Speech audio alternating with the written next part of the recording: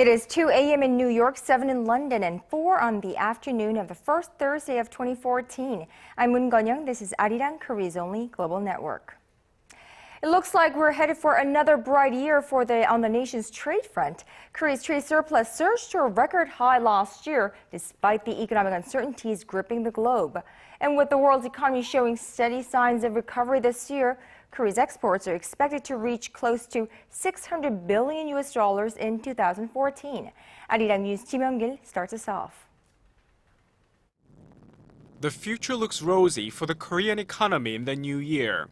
The Ministry of Trade, Industry and Energy said it expects the export total for this year to reach $595 billion, with imports expected to reach $562 billion. The positive outlook for this year comes after Korea's trade surplus widened to a new high of $44.2 billion in 2013. Exports continue to grow at a steady pace, reaching some $559 billion, the highest in the country's history, while imports dwindled.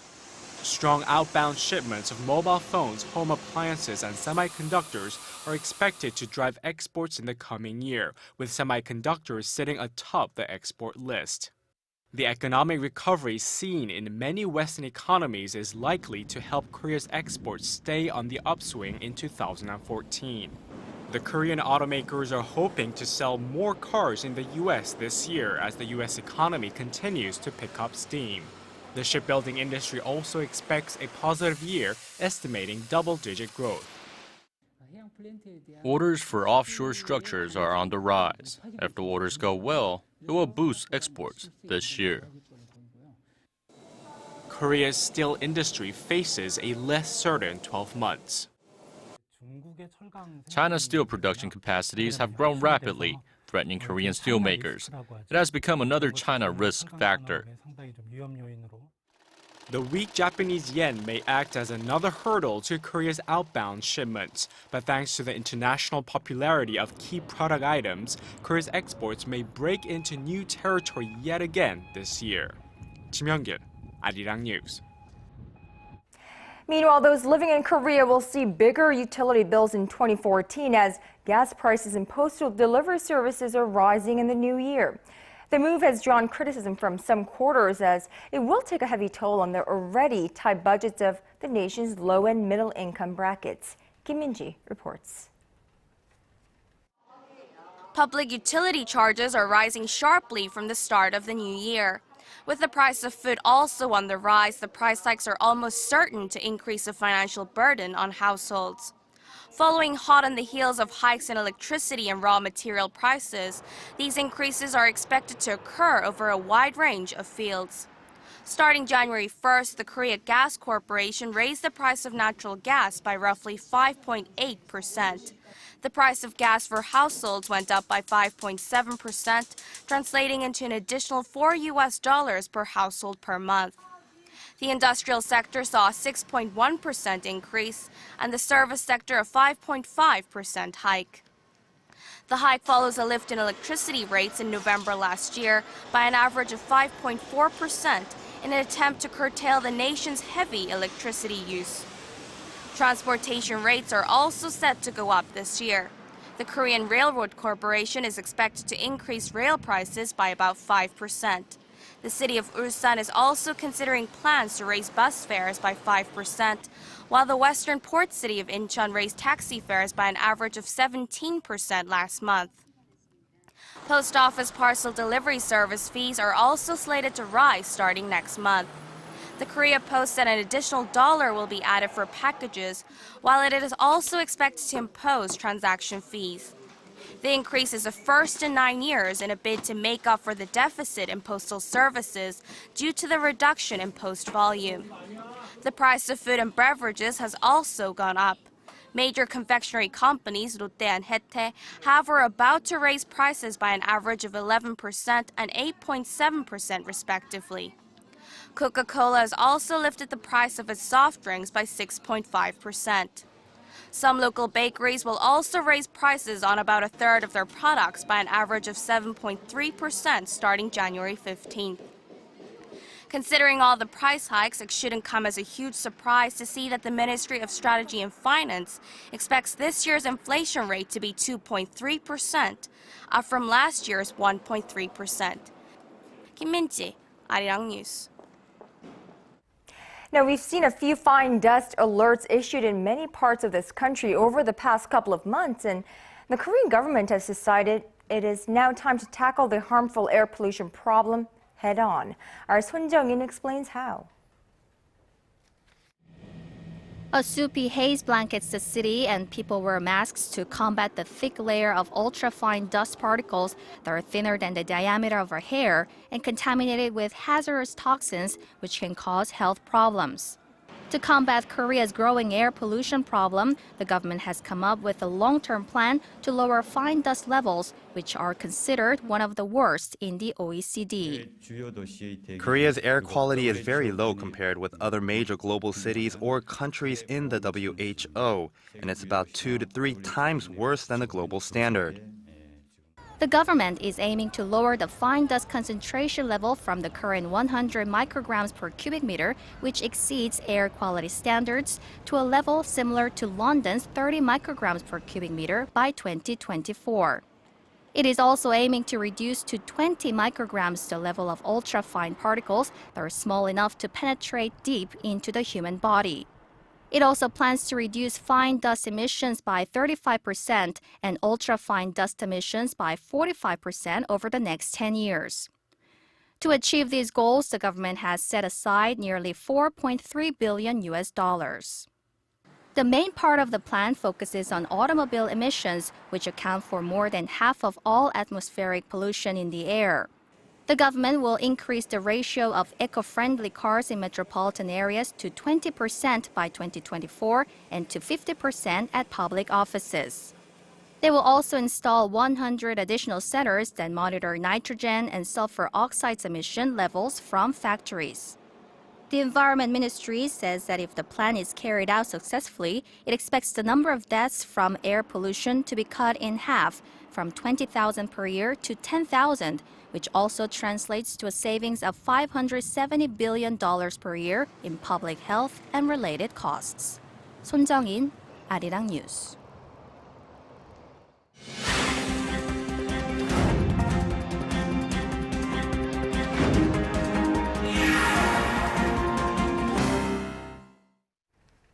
We turn to business today. First, a look at the local bourse. Korean shares posted their sharpest daily decline in nearly a year and a half on this first trading session of 2014 as investors felt increasingly anxious about the depreciating yen and weaker than expected manufacturing surveys from China. Well, at the closing bell, the benchmark Kospi closed down a whopping 2.2% at 1967, which is the biggest daily percentage fall since mid-July 2012.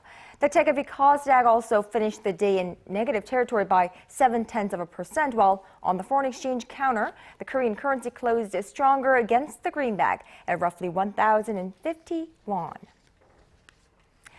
Now, after a tug-of-war between the nation's rival parties that lasted into the wee hours of the new year, the National Assembly finally approved the nation's budget for 2014.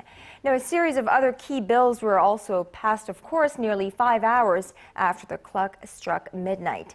For a more in-depth look at some of these key bills, we're joined live in the studio by Dr. Kim Byung-ju, head of KLNP Consulting and a regular commentator on this program.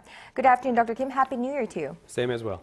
Now, so the National Assembly passed the 2014 budget early in the morning yesterday, Right. just missing the deadline, if you will. Right. Now, what are some of the other laws passed with it and that are important for the nation's economy and businesses? Of course, the most difficult sticking point itself was the Foreign Investment Promotion Law, which actually held the overall process of this passing the budget bill as a package until early yesterday morning. But before that, several hours before that, actually on Tuesday, both parties, ruling and the opposition party, they agreed to pass several important laws that have implications for the economic community here, which includes, first of all, an issue that we talked about before, the new law that bans the new addition of the circular investment for instance, circular holdings within Jabil company. That's a new law that has passed, and that's something very, very important indeed. And another one that the DUP opposition party initiated, which is a law that limits overall interest rate that can be charged for private lending. From the current cap of 30% down to 25%. This is interest rate one can charge for lending the money. Of course, this new law applies to the first-tier financial institutions such as commercial banks and second-tier other kinds of lending institutions and other kinds of private lending. But it does not apply to the third-tier financial services that are the business that are engaged in lending. They still have the right to charge up to 34.9%. But still, this cap of 25% that applies to other areas of the financial services itself is a very important one. Another one is a law that allows Korea's effort to introduce more hotels here in the face of increasing number of tourists who are coming into this country. Now, businesses can set up new hotels within the parameter of even outside the parameter of 50 meters from schools. In the past, they had more restrictions for setting up new hotels, but now that's possible. Another one for common people's daily lives, the new law that allows actually cutting down the number of taxes here in Korea. A lot of people feel that taxi fares are still relatively cheap in comparison with other countries, and that's because of the oversupply of the taxis. So a law that designed to help the taxi business itself also passed. So those are important parts of this entire package that went ahead before the foreign investment promotion law passed.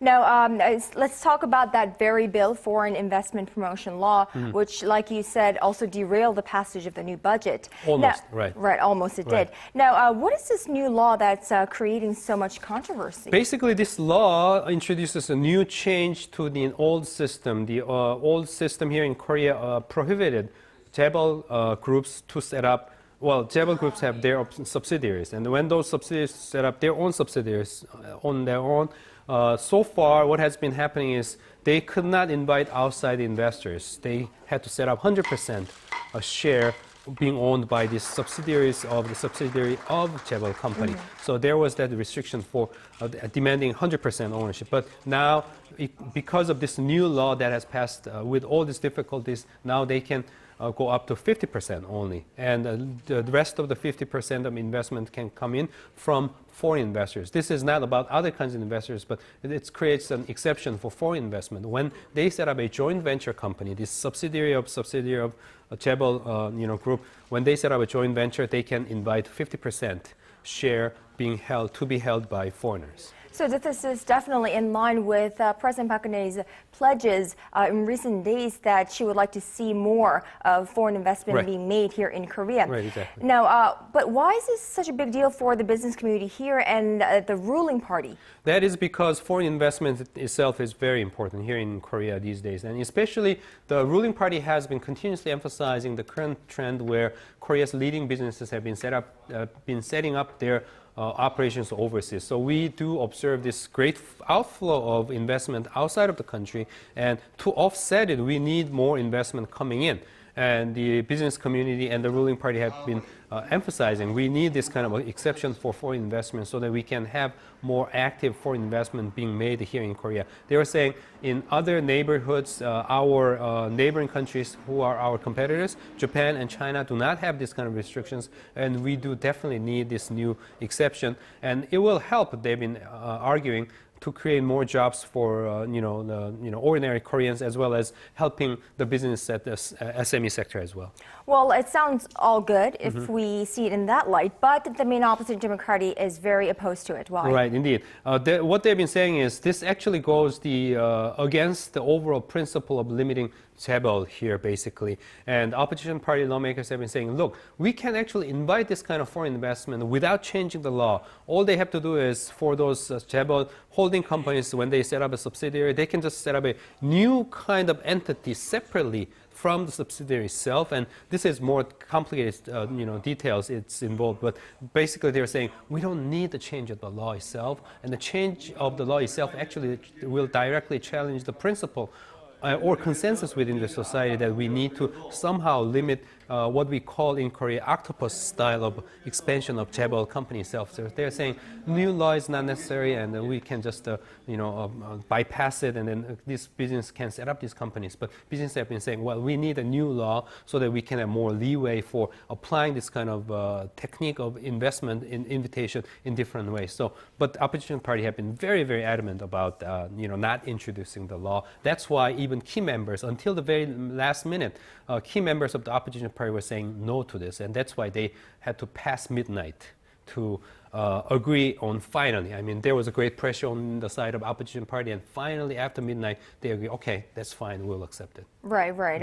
I know that for one, Representative Park Young-sun was quite opposed to this bill and expressing her views on that. Now, then which conglomerates, Korean conglomerates, would you say would benefit the most from this new law? Immediately, SK Group, SK Chemical itself has already set up this plan, a deal together with Japanese JX Energy to set up this separate kind of plant in Ulsan area. That's altogether 960 billion won worth of a new business, and then half and half. SK Chemical and Japanese JX Energy, they were supposed to put in their money half and half to set up this new company, and they've been waiting for this new law. And GS Caltex also have been setting up new joint venture in Yeosu area together with Japanese Showa Cell and then Daewoo Oil, and they're going to set up this kind of company by the end of this year, 2014. And they've been also waiting for this. So these companies, GS Caltex and then SK Chemical, they can benefit immediately after the introduction of this new law. Right, and we'll have to wait and see how this law will be effective in attracting foreign direct investment. Many eyes will be continuously watching. Right. All right. Thank you, Dr. Kim Myung-ju, for that, and we'll talk to you tomorrow. Okay. With rapid changes in the global economy, up-to-date business and financial news has never been more essential. See what's making markets tick around the globe. We speak to the experts and cover the biggest financial stories.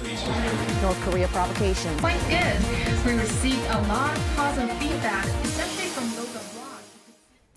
Now, the one-year-old city of Sejong moved a step closer to becoming a regional administrative hub for Korea earlier this morning when the government held its first meeting of the new year in the central city and away from the nation's capital for the first time. ARIRANG News Hwang Ji-hye has the details. The Korean government held its first meeting of the new year on Thursday in the central city of Sejong. It was the first time the meeting was held in the new administrative city. The meeting led by Prime Minister Chung Hong-won was also broadcast live at the central government complex in Seoul. The government's annual New Year's meeting has been held in Seoul for the past 40 years, but starting this year it will take place at the government complex in Sejong. Around 600 officials that represent government entities in the new administrative hub took part in the meeting. Prime Minister Chung said the nation's administrative system is at a turning point. Despite the difficulties we face with the government office relocation plan, we should consider this as a chance to advance the nation's administrative system. Around 10,000 officials from 31 ministries and state agencies, including the Prime Minister's office and the Finance Ministry, are now working in Sejong following the second phase of a government office relocation plan that wrapped up last December. The new administrative center is the legacy of an election pledge by the late President Roh Moo-hyun in the early 2000s that aims to diminish the focus on the nation's capital and achieve balanced regional development. Hwang Ji-hye, ARIRANG News. Well, moving over to Parliament, after passing the 2014 budget bill and other key bills in the early hours of New Year's Day, Korea's rival parties are now turning their attention to local elections set for June. ARIRANG News National Assembly correspondent Kim Hyun-ji reports. The ruling Saenuri Party is determined to win a landslide victory in the June local elections, in which more than 3,900 local government seats are up for grabs. It plans to harness all party resources and energy for the elections in a bid to empower the Park Geun-hye administration. As the first regional elections under the Park administration, the June elections will serve as an interim evaluation of her presidency. It's time for us to pull up our collars and approach the public with a humble heart and integrity. We must make 2014 a year that guarantees a bright future for the party. The stakes are particularly high for the main opposition Democratic Party, which suffered a string of election defeats, starting with the 2012 presidential election. It plans to appeal to voters by accusing the Park administration of worsening the people's livelihoods and the nation's democracy. In addition to protecting democracy and the people's livelihoods, we need an election victory this brand new year. The Democratic Party recognizes the need for all-out reform and strengthened internal unity, as it has not only the ruling party to battle, but also a new party led by independent lawmaker An Cheol-soo. An is pushing ahead with plans to form a third party that he says will overcome the old politics of the two-party system. His new party is fast gaining popularity in the southwestern Honam region, which has long been the Democratic Party's traditional power base. The old system and way of thinking that wants to keep its vested rights by settling for regionalism and refusing to reform itself while talking down on the other must be eradicated starting in the Honam region. An's new party is sure to split the opposition vote, but An has stressed that he won't merge with others, like he did in the 2012 presidential election when he unsuccessfully joined with the DP to try and get their candidate Moon Jae-in elected president. Kim Hyun-ji, ARIRANG News. Better relations with South Korea. Well, that's according to North Korean leader Kim Jong-un in his New Year's address this Wednesday in a surprisingly soft tone toward the South. Well, does he mean this, and what else can we make of today's speech by Kim? Our Han Da-eun looks at the possible implications. North Korean leader Kim Jong-un delivered a rather conciliatory message toward South Korea on Wednesday. We must create an atmosphere to improve ties between the two Koreas. I will work together with anyone who values our people and seeks reunification to improve relations. Seoul's defense ministry has said it expects more provocative acts from Pyongyang targeting South Korea sometime around March of this year, following the execution of Chang Song-taek, Kim Jong-un's uncle, who was once the North's second most powerful man. Despite the unexpectedly friendly tone of his speech, however, most experts echoed the government's view. The conciliatory message is not worthy of special attention. North Korea has sent friendly messages in the past before carrying out provocations. I think the New Year's address implies Kim Jong-un's hopes for stability rather than for sincere reconciliation with South Korea. The North Korean leader also mentioned the execution of Chang Song-taek, although not by name. Referring to his uncle as factionalist filth, he said that removing him has strengthened the ruling Workers' Party. Pundits say mentioning the execution in detail in the New Year's message is a rare move and reflects his still nascent leadership. But they say what really needs to be noted is that Kim put greater emphasis on Pyongyang's ideology education, which calls for blind loyalty to the regime than before. This shows that Kim Jong-un's leadership has not reached a stable stage yet. The New Year's address in general contains no special messages nor dramatic changes in North Korea's policies. The experts also note that almost half of Kim Jong-un's 12-page New Year's address conveyed his desire to improve the state's economy. The leader stressed the importance of agriculture and new construction to enhance the standard of living of the North Korean people. Han Da-eun, ARIRANG News. Well, it is one chilly and crispy day here in Seoul, but here now is a look at the weather conditions in your neck of the woods.